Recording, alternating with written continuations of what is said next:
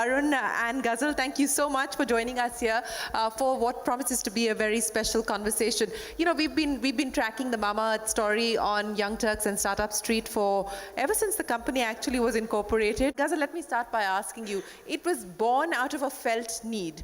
You wanted a product that was safe, that didn't have chemicals, that was not toxic, because you wanted that for your own child, and that was the very start, the very birth of Mamaearth. As you look back, since 2016 to where you find yourself today, what have been the big challenges that you've had to overcome, and what's been the most exciting part of putting this together?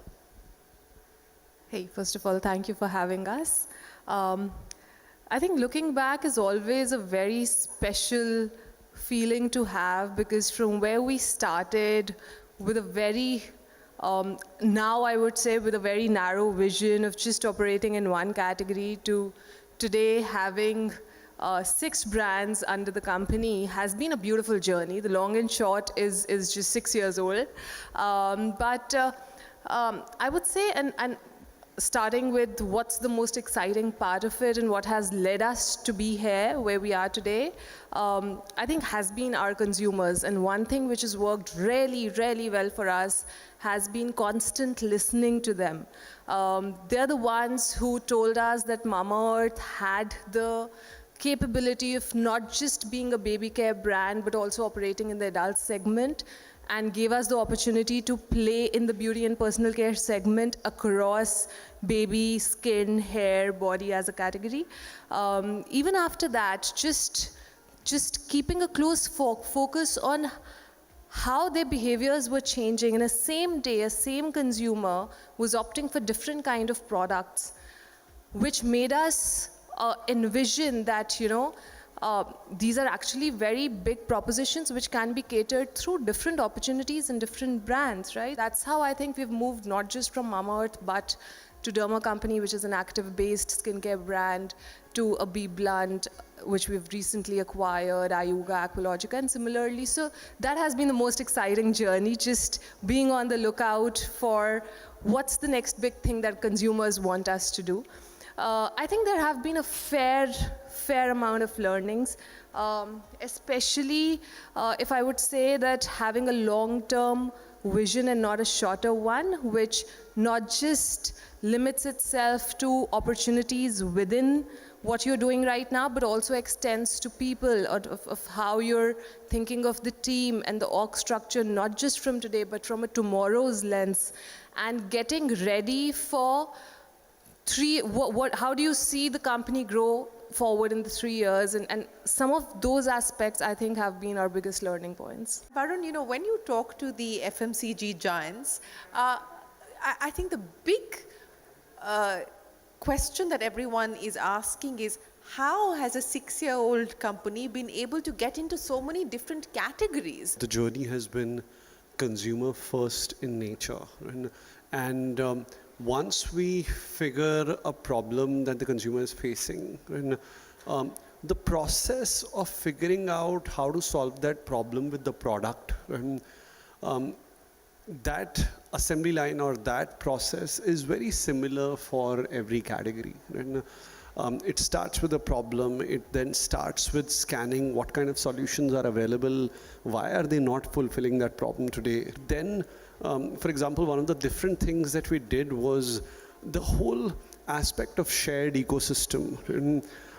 I think it's been a game changer in the last 5 to 7 years, right? And that shared ecosystem does not only exist in, you know, the Uber, Oyos of the world, right? It exists in all aspects, right? I mean, aspects of finance, supply chain, warehousing, right? And also, if you look closely in aspects of production, and in aspects of R&D, and whereby, for example, we were able to use the wisdom that's available across ingredient suppliers and manufacturers globally, we always looked outwards to say, hey, who else can help partner with us in this journey and create a win-win solution So to you the converted success. your weakness into a strength. Yes, right. So we actually looked outwards, right? Got these partners on board, right? So whatever conceptual brief we developed, right? We gave it to a BASF, Croda, Lubrizol, and we said, all of you guys come with the best prototype, and we will put that prototype into the consumer testing. And whichever prototype does the best in terms of consumer response on sensorials, effectiveness, texture, clinical trials, and is what we finally take it forward. And for them, the win-win is if their prototype wins, their ingredients sort of, go into commercialization and that gets sold. Right? And so all of them would compete, right, to actually work with us and get these formulations going. And hence, suddenly, for a young company who wanted to get into 6 categories together, and there were more than like thousands of these scientists who were working on different kind of formulations to help us get there. So here's what's interesting. So it's a D2C brand that doesn't own the R&D. You've got partners who are actually doing the R&D. So now, of course, we do. Right? I'm talking about. Now you do. But when you started off, R&D was outsourced, manufacturing was outsourced. Yes. So essentially, that's how you built the business around partnerships, around outsourcing most of your core, the core aspects of the business. Actually, I would say core is marketing, innovation, and sales and distribution. Some of these larger core competence partners, right, because they've excelled in their own sphere, and hence it's more effective as well as more efficient. So Ghazal, more effective and more efficient, and do you believe this is the reason why today you're one of the few profitable unicorns? Because in that sense, you haven't taken on the overheads that many others would, and this is why your unit economics are actually positive today. I would like to say yes, but I think one of the main reasons for that also is both of our backgrounds, right? We come from a middle-class family where both of our fathers have been running their businesses, and the only thing that we knew was once profit is there in the companies when money comes home, right? So I think that was a part of us in some way when we started out. Of course, very early on, we did not have as much money also to invest into some of these things, and hence we figured our way out around the resources that were available to us, and we tried to use them the most efficiently. I think one of the things that we still very strongly do is return on everything that we spend, be it time or money. What is it that we are getting in return? And that focus has actually helped us be profitable. Of the two of you, who's the more sort of, cracking the whip on every number, checking the return on capital and the return on time? No, in fact, both of us, right? I more on the business and marketing side, she on the product margin side. Right? I always sort of, define frugality. That's one of our core values, by the way, as an organization. I define frugality for my organization as the way Indians buy grocery. Right? जितने मर्जी अमीर हो आप जितने मर्जी गरीब हो, right?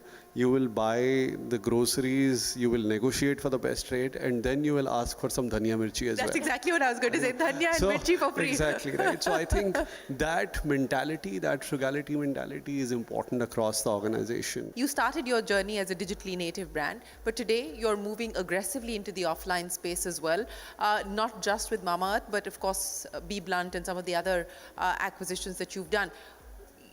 How differently have you had to think, or how differently has the playbook had to change to ensure that you're making the best use of what you're doing online, but now as you move into the offline space, you deliver on that proposition as well? So I think when we started out, honestly, offline was not one of the markets that were most efficient for us. We couldn't have cracked it. And even if we had to, imagine a new brand coming up, probably doing a pilot in one store on a shelf where there are 1,500 other products. How would you gain consumers' attention? It's actually very difficult. How would you get shelf space to start with? Absolutely. Yeah. Yeah, but that's difficult, right? You cannot communicate beyond what's there on your packaging, which is where online seemed to be the right channel for us, where we said that when you're starting off, you actually need your first 1,000 loyal consumers, and online actually gave us that opportunity to not just limit ourselves to any geography, but play pan-India. And those 1,000 consumers could be anywhere in India. But till the time they were understanding the proposition, the product, and believed in what we were saying, they would come on board. So I think to start with, that was a beautiful channel. But like I said, we've always been listening very closely to our consumers. As we moved forward in our journey, our consumers are the ones who told us where they wanted to see us. So when they said that, we would love to experience some of these products before we buy so that we can see the texture or try the products out, and offline is something that we are looking out for, is when we actually progressed into the offline channel. And not just offline, now we also have our exclusive stores, pan-India, where not just the products, but the entire brand philosophy, the goodness inside, the planting of trees, the plastic recycling, and how we recycle double the amount of plastic, all of that experience also comes to life. So I think that's the only route that we are following. So wherever they want us, you will see us there. Yeah, but it's a completely different ball game, isn't it? I mean, in the online world, you don't have to take on the distribution muscle of the FMCG giants, which you do in the offline world. How has that been for you? Because the legacy incumbents perhaps are not playing in the online space to start with, so you got a free run there. But they are in this space. So how are you taking on the incumbents in the offline world? No, so honestly, one of the things that we've always believed in, right, is if we would have honestly been looking at competition, right, we would have never even launched, right? Because from day one, people said, "Arey, there are so many giants. There is Johnson & Johnson, there is Himalayas and Baby Care. Kaise koi young brand ban sakta hai India mein?" Right? Similarly, when we were going offline, of course, everyone said, "Oh, there is HUL, there is L'Oreal, there is all of these guys. How can you get into the market?" Right? Like Ghazal said, we've been actually very consumer focused, right? We don't care about what others are doing, right? Because honestly, that's not in our control. Right? What's in our control is understanding that there is consumer demand, right? Showcasing that demand to the retailer. Right?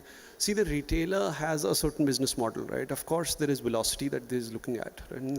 But apart from velocity, there are two other things that matter to them, right? I think one is the margins that they make on a product, right? And can you be a little better than what the current players are, especially in the short and medium term, and that will give you a headway. And as we shifted, we were very cognizant that we need to ensure our media, right, is also going out to support and giving air cover to this, right? Because velocity is very important, right? So as we moved, we also started doubling down on, for example, the traditional mediums like TV, right? And we used television medium to further increase our reach, right? And that gave us velocity. Right? And the whole channel in offline is just about winning that early trust. Right? If initially the retailer understands the business logic, right, and starts seeing strong velocity, and you see them then asking and providing you and giving you more shelf space themselves.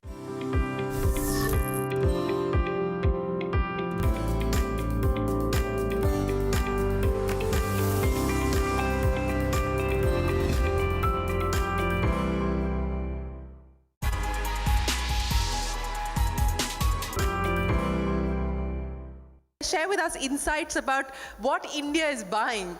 Oh, it's, I think one of the biggest surprises for us has been how again, the biggest strength, which for a lot of people is physical distribution, right, was actually limiting them from experiencing real India's purchase power. Right?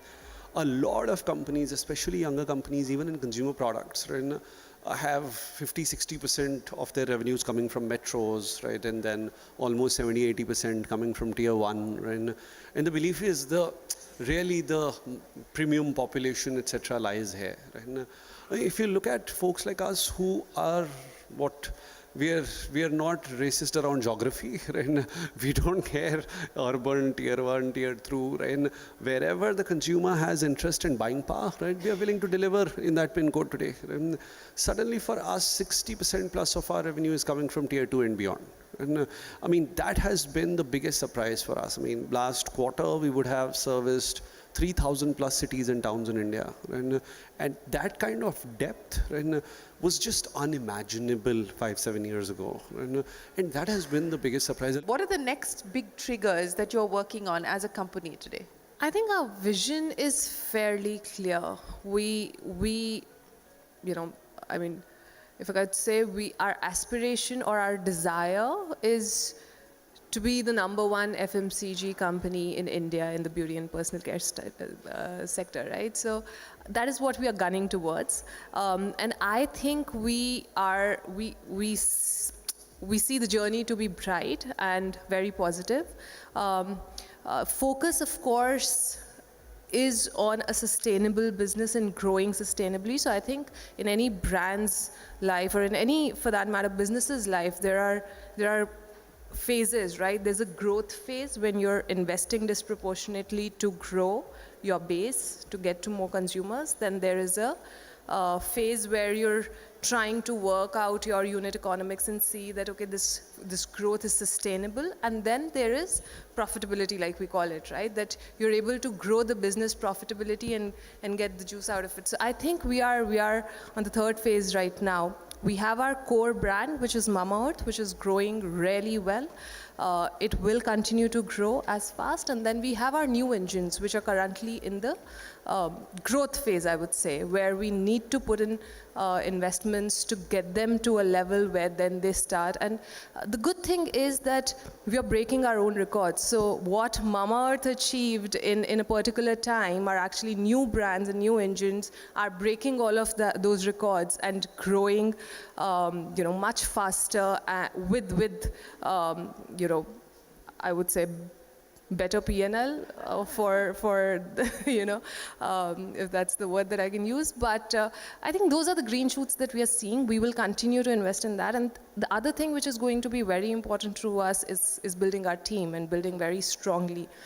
So like we were talking about, right? 2 of us inside the office or outside the office doesn't actually impact the business. That continues to run the way it is, and that has been our biggest strength. So that's something that we'll continue to focus on. Yeah, and Varun, I want you to come in on that, because I think that is a very important issue that often doesn't get enough attention. But I know that you have been very consciously been trying to beef up your board by bringing people onto your board, people who understand the business, but also, in a sense, institutionalize the business so that it's not overly dependent or overly reliant on the two of you. Yes, no, I think both have their own strong value. I mean, on the board side, I think most startups largely have boards which are comprised of investor directors. And 2 things wrong with that, purely that mix, right? One, they're conflicted. Clearly there is conflict, right? And 2, not necessarily, right? They have, while they might have seen sectors or other startups, right? They might not have seen the next level of governance standards which are required to take the company to the next level, right? Or seen actual regulation, MCA, and what kind of compliance pieces are required at different points of time, right? So I think on that front, we have felt that independent directors, right, specifically folks who have different kinds of skills and experiences, bring a lot of value to the table, right? And it's been phenomenal how much value addition we have seen. And of course, you also need to become a little more mature and a little more well-behaved. You need to sort of, understand that, the quality of board meetings, the quality of pre-reads, the quality of the data that gets shared, and at timely how you share it sort of needs to go up significantly. So you need to gear up, right? But the advantages are just amazing, right? And that gearing up side is where then you need the right team, right?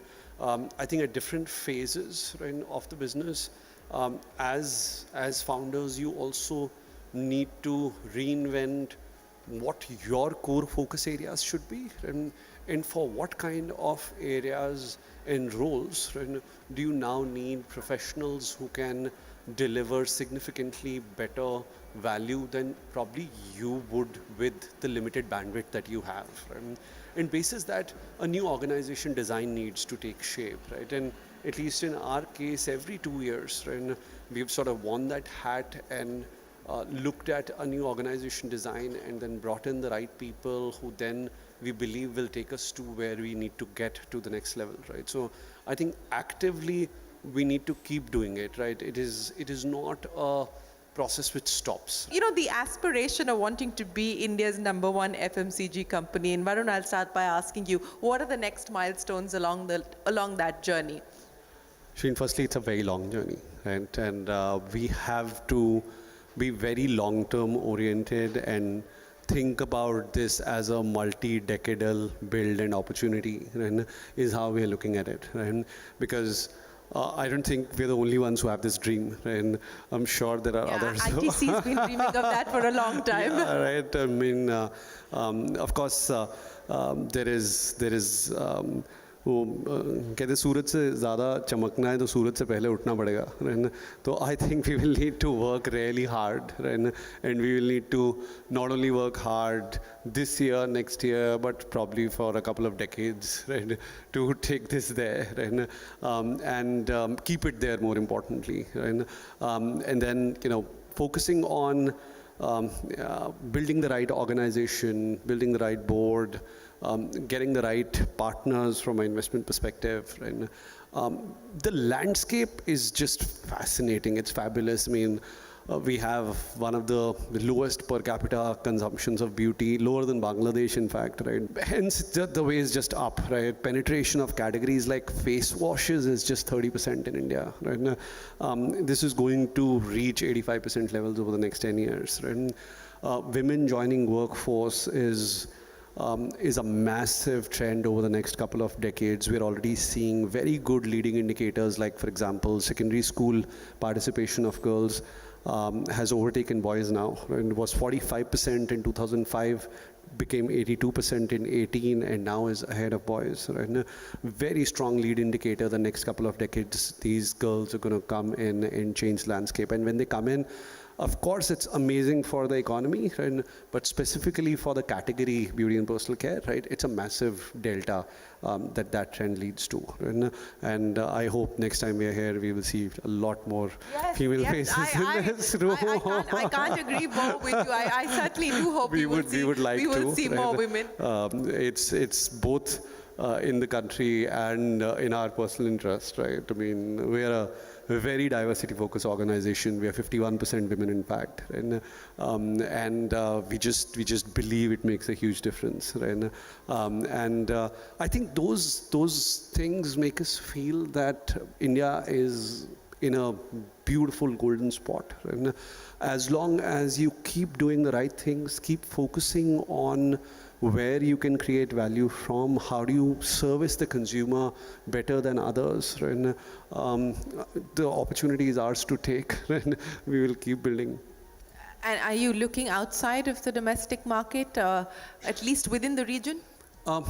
So yes, but tactically, right? Strategically, we are very long and bullish on India. Like I said, management bandwidth is the most important resource in the company, right? And you need to see a rupee of revenue incrementally that you generate, right? Where should it come from and where it has the longest tail of growth, right? And we believe India is that market where incremental rupee of revenue for a consumer company is far more valuable than any other place. But we also have always believed in working on new engines of growth, right? And keeping them ready, right? To make sure that the company continues to sort of grow, right? Which is why, for example, GCC is one region that we are bullish on, right? We entered here about an year back, and the region continues to show very strong positive growth for us. We are now in all offline kind of chains as well in Dubai. from Lulu to Kafo. We just went in Qatar, in Oman. We're going to Bahrain this year. So GCC is one area where we'll continue to have some flag in the ground and keep building the business sustainably. But majority of management bandwidth as well as investments are all India focused. Varun and Ghazal, we wish you the very best of luck as you go about trying to build India's #1 FMCG company. Thank you so much for so authentically sharing your story here.